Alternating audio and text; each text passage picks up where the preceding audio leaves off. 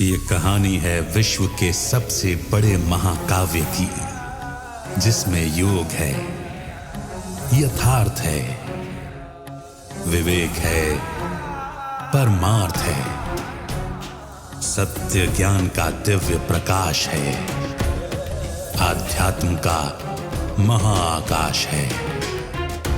ये दर्पण है हर मन के विवाद का, दृश्य है आत्मा और परमात्मा के संवाद का, मानवता का होता है जिससे उद्धार।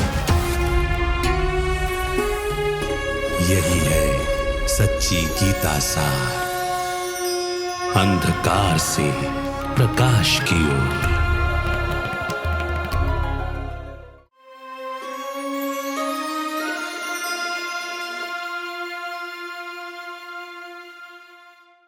नमस्कार।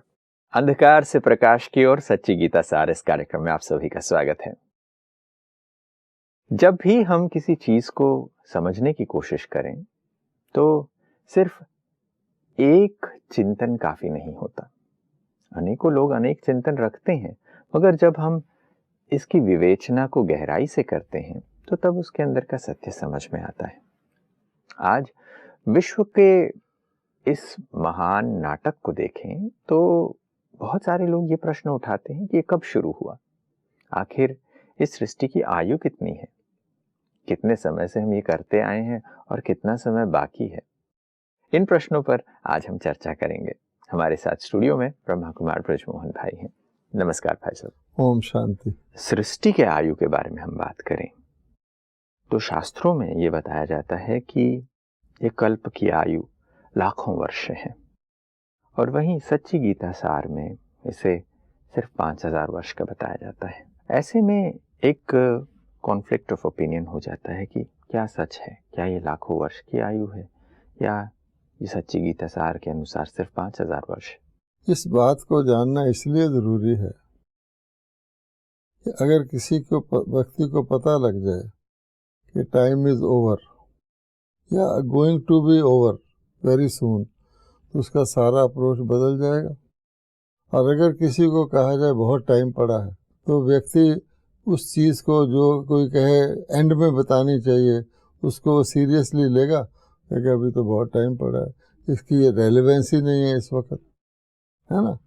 तो ये इसलिए ये जानना ज़रूरी है कि गीता का भगवान कह रहे हैं मैं आता हूँ ऐसे पॉइंट पर, अधर्म विनाश धर्म की स्थापना तो है कि सब नाटक का एंड जब होता है तब मैं आता हूँ। आत्माएं उतरती रहती हैं, नाटक चलता रहता है। एक समय आता है जब सारे एक्टर आ चुके होते हैं, नाटक पूरा होता है, उस वक़्त मैं आता हूँ और वो जो ज्ञान सुनाते हैं उसका रेलेवेंस ही उस वक़्त है। एक मोटा क्वेश्चन लोग पूछते हैं, भगवान ने हमको दुनिया में नीचे भेजा है या ऊपर बुलाने के लिए भेजा है? तो मोटा क्वेश्चन है ना। सब कहते हैं भगवान ऊपर बुला ले, तपस्या कर रहे हैं, भक्ति कर रहे हैं, हमें बुला ले।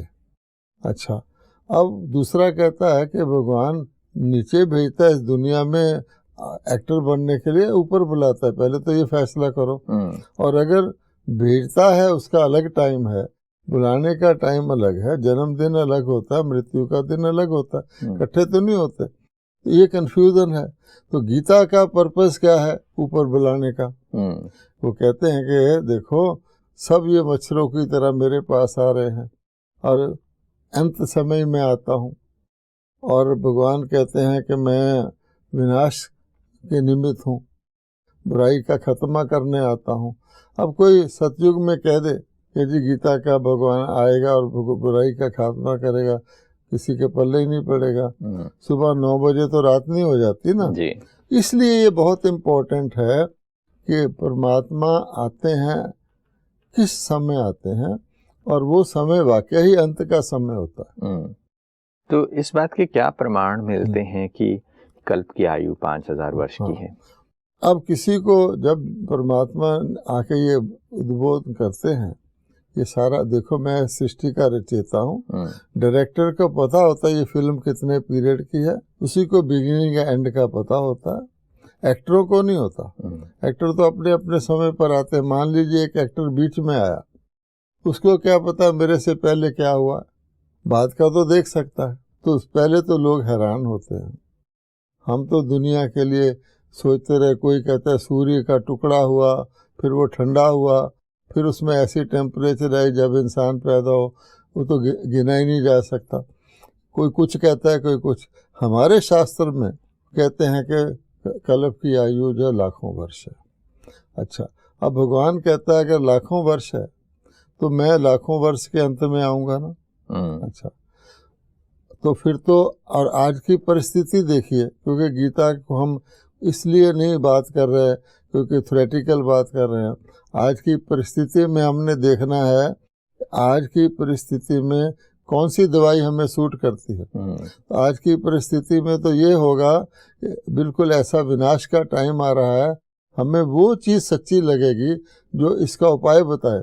और कोई शास्त्र कह दे कि अभी तो लाखों वर्ष का कल्प है, तो अब तो सो जाए। शास्त्र को तो छोड़ ही देंगे भाई, जो कुछ उसमें लिखा है इट इज़ नॉट रेलिवेंट, क्योंकि हमारे को चाहिए ही नहीं। इसलिए भगवान कहता है जानना ज़रूरी है, और वो बताते हैं सिर्फ 5000 वर्ष। लोग तो विश्वास ही नहीं कर सकते, इसलिए भगवान कहता है फिर मैं इसका प्रूफ देता हूँ कि कैसे 5000 वर्ष। ये जैसे आज हम कैलेंडर्स वगैरह में देखते हैं, तो हम आज विक्रमी संवत यूज़ करते हैं, विक्रम संवत के कैलेंडर को यूज़ करते हैं, तो वहाँ पर भी हमारा कैलेंडर 2-2,500 साल का ही है, उससे ज़्यादा पुराना नहीं है। तो यहाँ से हमारे टाइम के कैलकुलेशन के हिसाब से हम सोचते हैं कि हाँ चलो ये फिट बैठता है, मगर क्या ये गीता के सच्ची सार के हिसाब से परमात्मा जो समझा रहे हैं उसके हिसाब से भी ये रेलेवेंट है? देखिए, ये एक सबूत है, और इसमें खास शब्द है विक्रमी संवत। विक्रम का मतलब क्या होता है? लोग तो विक्रम कह देते हैं, राजा विक्रम, बड़ा कोई बहादुर राजा था। विक्रम शब्द का अर्थ है कि वो कर्म, वो इरा जिसमें विक्रम होना शुरू हुआ, अर्थात सुकर्म नहीं था, जो गिरावट वाला इरा है विक्रमी। तो अगर गिरावट वाला इरा को 2,500 साल भी नहीं हुए, भगवान कहता है कि देखिए आधा समय नया होता है, आधा समय पुराना होता है, आधा समय अच्छे कर्म होते हैं, आधा समय खराब कर्म होते हैं। अच्छा, ये विक्रम है। तो 2,500 साल भी नहीं पूरे हुए तो विक्रम करते करते क्या हाल हो गया। अब तो विक्रमों की अति एक्सट्रीम है, इससे ज़्यादा तो नीचे इंसान शायद ही गिर सकता हो। दूसरी बात, आबादी की ग्रोथ देख लीजिए कि 2,500 साल में कितनी आबादी बढ़ी है। अच्छा, अब इसको हमने पहले 2,500 साल तो नहीं देखे, लेकिन रिग्रेस करें कि अगर पुराना होने में 2,500 साल में ये हाल हो गया तो नया उससे कितना वर्ष पहले हुआ होगा, जबकि नया और पुराना हमेशा आधा आधा होता है। और इसका सिंबल भी है हमारे देश में, स्वस्तिका का सिंबल है जी, जिसको बहुत इम्पोर्टेंट गिना जाता है, लोग अपने घर के बाहर भी लगाते हैं, जिसमें बताया गया है कि सृष्टि चक्र को 4 भागों में बांटा जाए तो 2 भाग नई दुनिया है, 2 भाग पुरानी दुनिया है। शब्दों में कहें तो सतयुग त्रेता नई दुनिया है, द्वापर कलयुग पुरानी दुनिया है। वैसे भी हम कहते हैं कि ब्रह्मा का दिन और ब्रह्मा की रात, तो ब्रह्मा का दिन 2 युग है, ब्रह्मा की रात 2 युग है। उस हिसाब से भी देख लीजिए तो साफ साफ जाहिर है कि ना इतनी आबादी अगर 2,500 साल में बढ़ गई तो उससे पहले कितना दुनिया चली होगी, जो आबादी शुरू में कितनी थी 2,500 पहले, कितना चली होगी, नहीं तो आबादी पहले बहुत होनी चाहिए थी। इससे भी साबित होता है। फिर गिरावट को भी देख लीजिए कि विक्रम शुरू ही 2,500 साल पहले हुआ है और अब विक्रम एक्सट्रीम को पहुंच गए हैं, तो सुकर्म का कितना पीरियड होगा। तो जो भगवान ज्ञान का सागर है वो सत्य कह रहा है, उस बात को हमें तो अपील करती है। फिर भगवान ये भी बताता है कि तुमने गलती कैसे की, ये इतनी लंबी आयु कैसे लिख दी, है ना। और छोटी आयु लंबी आयु का और भी बड़ा कॉन्टेक्स्ट है। पहली बात तो ये है कि भगवान कहते हैं कि 1200 वर्ष का एवरेज युग होता है, बाकी 50 वर्ष लीप होता है ओवरटेकिंग करने का। तो 1200 का वर्ष का युग होता है और 365 5 उसको लीप होता है 360। तो 1200 को अगर 360 से आप मल्टीप्लाई करेंगे तो 4,32,000 बन जाता है। तो 4,32,000 वर्ष ही ये शास्त्रवादी कल्प की आयु बताते हैं। उनसे पूछा जाए कि भाई ये 4,32,000 कैसे हो गया, तो वो कहते हैं दिव्य वर्ष था। यानी एक नॉर्मल वर्ष तो होता है 365 दिन का, लेकिन दिव्य वर्ष था और इसलिए इसको उन्होंने मल्टीप्लाई कर दिया। भगवान कहता है अगर दिव्य वर्ष भी होंगे तो दैवी संप्रदाय के समय में होंगे, आसुरी संप्रदाय के समय में तो दिव्य वर्ष नहीं हो सकते। तो एक वर्ष को दिव्य वर्ष गिनकर उन्होंने उसको 365 से मल्टीप्लाई कर दिया। तो भगवान कहते हैं इसलिए ये गलती हुई, ये भी क्लियर कर देता है कि इसलिए हुआ। अब दूसरी बात यह है, आज की परिप्रेक्ष्य में वो कहते हैं कि अभी कलयुग को भी 40,000 वर्ष पड़े हैं। अब जो शास्त्र पे कट्टर लोग हैं वो कहते हैं ये लिखा यही ठीक है, लेकिन रियलिटी क्या है, ग्राउंड रियलिटी क्या है। अब कलयुग का अंत दिखाई देता है या वो देता है, तो भगवान कहते हैं इसलिए मेरी बात को सच मानो। अब रह गई बात कलयुग से, वो कहते हैं द्वापर दुगुना है, त्रेता तिगुना है और सतयुग चौगुना है, ऐसे वो कहते हैं जी। भगवान कहता है नहीं, ये सब बराबर हैं, लेकिन एक एंगल से देखा जाए व्यक्ति की आयु ये कलयुग से द्वापर में दुगनी है, त्रेता में तिगुनी है और सतयुग में चौगुनी है। इसलिए भगवान कहता है कि देवताओं की आयु एवरेज 150 वर्ष थी, फिर 125 वर्ष हो गई, फिर और कम हो गई, आज कितनी है? आज ये स्टैटिस्टिकल एज ये गवर्नमेंट्स जो बताती हैं उसमें कोई सत्य नहीं है। हम खुद जब स्कूल में पढ़ते थे तो 32 वर्ष आयु बताई जाती थी, आज 60 से भी ऊपर ले गए हैं। ये केवल स्टैटिस्टिकल है, क्योंकि ऐसे कौन से कारण हो सकते हैं जिससे व्यक्ति की आयु बढ़े?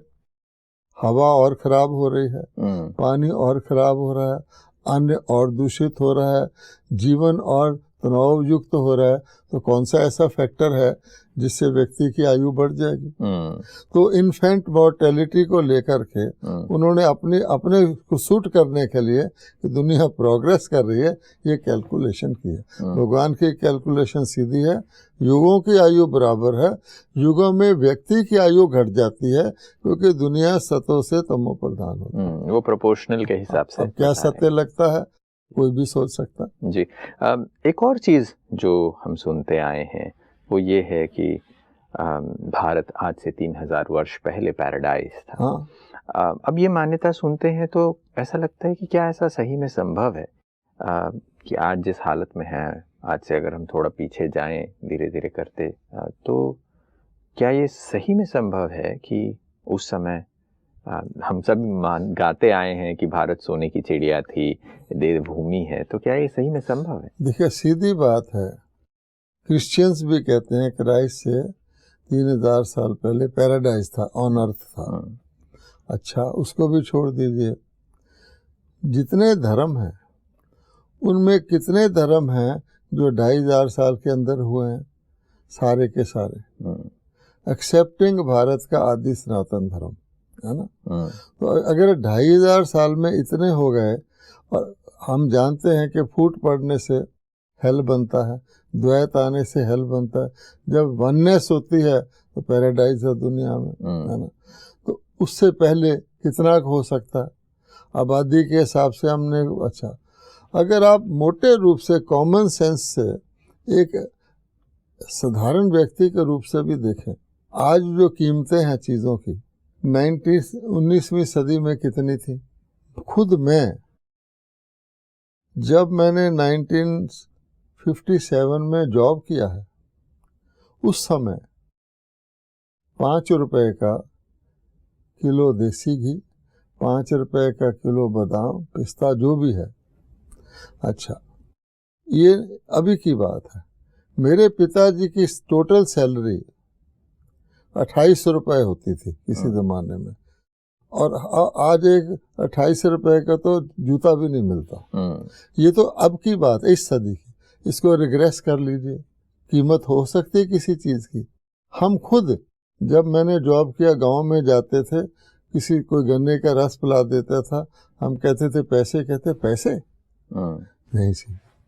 तो अगर कलयुग में ये हालत है, चीज़ों के दाम ही नहीं थे, तो पीछे चले जाइए तो क्या था? किसी चीज़ को कीमत थी? कीमत तो हमने लगाई है। कुदरत ने हमको हर चीज़ फ्री दी है। हवा फ्री, वृक्ष फ्री, दूध फ्री, अनाज फ्री, धरती तो फ्री देती है। अब कीमत तो हमने लगाई है। तो जब इससे पहले क्या होगा, आप समझते हैं कि सतयुग में किसी चीज़ की कीमत लगती होगी? नहीं। तो डेफिनेटली एक कॉमन सेंस के हिसाब से भी पीछे को देखेंगे तो हर व्यक्ति कहता है आपसे पहले का समय बेटर था। पहले का कोई ऐनक लगाता था, कोई आंखों का रिपेयर करता था, किसी भी अंग का रिपेयर करता था। पशुओं का आजकल भी नहीं होता। जितने पशु हैं नेचुरल नीड्स हो जाते। अगर पशु को इंसान का पेट बना दो, उसको भी रोग शुरू हो जाएंगे। कुत्ते को डायबिटीज हो रही है। तो भाव कहने का ये है कि सीधी साफ बताते हैं कि नेचुरल लाइफ थी और प्लेंटीफुल था। इसीलिए जो वर्णन करते हैं कि भारत सोने की चिड़िया था, गोल्डन स्पैरो था, शेर गाय एक घाट पानी पीते थे, दूध की नदियां बहती थी, प्लेंटीफुल। तो क्या ये लाखों वर्ष पहले की बात होगी तो आज कैसे लोगों की समझ में आती? लाखों वर्ष का तो इतिहास ही नहीं होता। उल्टा ये कह दिया गया कि पहले तो मनुष्य बंदर जैसा था। पहले तो है उल्टा, यानी सिविलाइज देवता से हम मानव बनते हैं और वो कहते हैं कि बंदर से इंसान बनता है। सारा मामला उल्टा है ना, इसलिए उनकी समझ में नहीं। और शास्त्र वालों ने ये गलती करके, आप देखिए क्या लिखा हुआ है गीता में, क्या लिखा हुआ कि ब्रह्मा का एक दिन कितने वर्षों का है, ब्रह्मा की एक रात कितनों वर्षों की। और ब्रह्मा की रात में तो बांधते प्रलय था, धरती पर कुछ था ही नहीं, जल में था। तो इतना बड़ा इतिहास, या किसी एक्टर को इतना बड़ा स्क्रिप्ट दे दिया जाए तो उसकी समझ में आएगा? बिल्कुल। आज हम वर्ल्ड की रिटन हिस्ट्री भी देखते हैं तो इतनी लंबी रिटन हिस्ट्री नहीं है हमारे पास। प्री हिस्टोरिक कितना होगा। इसलिए भगवान कहते हैं ये विक्रमी और विक्रमाजीत भी कहते हैं।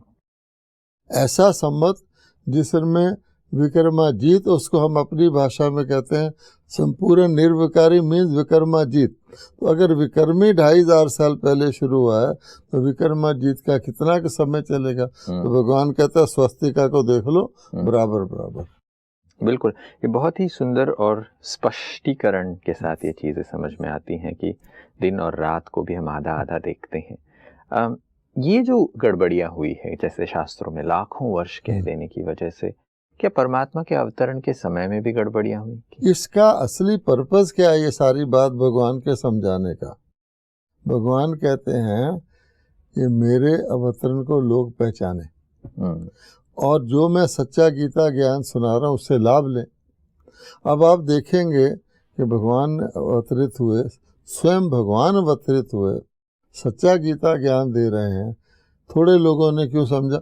वैसे पुकारते रहे, तरसते हैं लोग, भगवान को देखने को तरसते हैं। साइंस वाले रॉकेट भेजते हैं ऊपर देख के आओ। क्यों? इसी कारण से कि उन्होंने जो अपनी थिंकिंग कर रखी है। अब आप कुंभकर्ण को ही ले लीजिए। आखिरकार बिल्कुल विनाश का समय आ गया है, मरने का समय आ गया है। कुंभकर्ण को कहते हैं जाग, वो सोया हुआ। तो कोई कारण होगा ना। अगर बम भी फटने लग जाए तो व्यक्ति सारे जाग जाते हैं। ये तो महाविनाश हो रहा है। क्यों सोया रहा? उसको ये उल्टा ज्ञान था कि नहीं, अभी तो बहुत समय है, बहुत समय, ये हो ही नहीं सकता। तो आज बहुत से लोग कहते हैं भगवान आ ही नहीं सकता। और अगर आया है तो उसका प्रूफ क्या है? हमसे पूछते हैं। भगवान तो नई दुनिया बनाने आता है, दुनिया तो और नीचे जा रही है। तो इस बात को वो समझते ही नहीं कि इसको पुरानी को तो पुरानी ही होना है, नई तो न्यू क्रिएट हो रही है। तो कभी इन्होंने नई का सोचा ही नहीं और उनका थिंकिंग क्या है, पुरानी को नई कर दो। आज देखिए सबसे वंडरफुल बात दो हैं। अगर गीता के कॉन्टेक्स्ट में देखा जाए, एक तो ये कि प्राणी को नहीं कर दो। क्या कभी प्राणी नहीं हो सकती है? समय बैकवर्ड जा सकता नहीं। दूसरा कि युद्ध के द्वारा शांति हो जाएगी। इतने अक्लमंद लोग हैं। कहा जाता है कि जो दूसरे के लिए कुआं खोदता है खुद उसमें गिरता है ना जी। कि मैं उसको मार डालूंगा, वो कह रहा है मैं उसको मार डालूंगा, तो दोनों ही मरेंगे। कुल का विनाश कर लिया यादवों ने। तो ये उल्टा दिमाग बहुत तेज है, उल्टी तरफ जा रहा है। तो भगवान कहता है विनाश काले विपरीत बुद्धि विनशंति, विनाश काले प्रीत बुद्धि विजयंती। इसका कनेक्शन विनाश काल से है, बीच के किसी हिस्से में नहीं है। विपरीत बुद्धि होगी थोड़ी बहुत, प्रीत बुद्धि होगी थोड़ी बहुत, भक्ति हम करते हैं और उल्टा फुल्टा भी लोग करते हैं, लेकिन विनाश काल। इसलिए इसका बहुत इम्पोर्टेंस है। परमात्मा के अवतरण को सोच रहे हैं, होना चाहिए, दिख भी रहा है, लेकिन शास्त्रों में लिख दिया कि बहुत समय। तो भगवान कहता है यहाँ तक है तो जो वार्निंग आती है, अर्थक्वेक आते हैं और चीज़ें आती हैं, फ्लड आते हैं, तो कहते हैं पहले भी हुआ था, थोड़ा ज़्यादा हो गया। वो ये नहीं समझते कि ये वार्निंग रिहर्सल फाइनल के लिए हो रहा है, इसलिए भी उनकी दिमाग बंद हो जाता है। तब भगवान हमें समझाता है कि बहुत थोड़े लोग हैं जो सच्ची गीता, अब हम मान लीजिए सच्ची गीता सार सुना रहे हैं, इसलिए सुना रहे हैं, पर्पज़ यही है कि लोग समझे कि परमात्मा का अवतरण हो गया। उस गीता के ऊपर, किताब के ऊपर रिलाई करोगे, वो तो वेद व्यास जी की है। भगवान ने कहा मैं चौथे चैप्टर में खुद कह रहा है, मैं खुद आके सुना रहा हूँ, अब सुना रहा है, लेकिन वो वेद व्यास जी की गीता को असली समझते हैं, और जो भगवान सुना रहा है वो कहते हैं ये तो अजीब लगता है, 5 हम देवता बन जाएंगे, सारा ही उनको अजीब लगता है। शायद इसीलिए ये बात कही जाती है कि परमात्मा का काम ऐसा है जो सभी के समझ में नहीं आता। और परमात्मा कहते भी हैं कि जब मैं आता हूँ तो मनुष्य मुझे नहीं समझते, मुझे नहीं पहचानते। तेरी गतमत तू ही जाने कहते हैं, लेकिन जब वो गतमती बताता है तो समझते नहीं। जी, वक्त को देखते हुए चर्चा को यहीं विराम देना पड़ेगा, और बहुत ही सुंदर बातें हमने आज शेयर की हैं। आप आए स्टूडियो में और समय निकाला, इसके लिए बहुत बहुत शुक्रिया आपका। नमस्कार। ओम शांति। दोस्तों, अंधकार से प्रकाश की ओर सच्ची गीता सार, इसमें आज सृष्टि के समय के बारे में हमने बातचीत की है। जब हम इस समय को भी देखते हैं तो परमात्मा स्वयं आकर बताते हैं कि मेरे अवतरण का समय क्या है। उस अवतरण के समय को समझने के लिए सृष्टि का समय भी समझना बहुत आवश्यक है।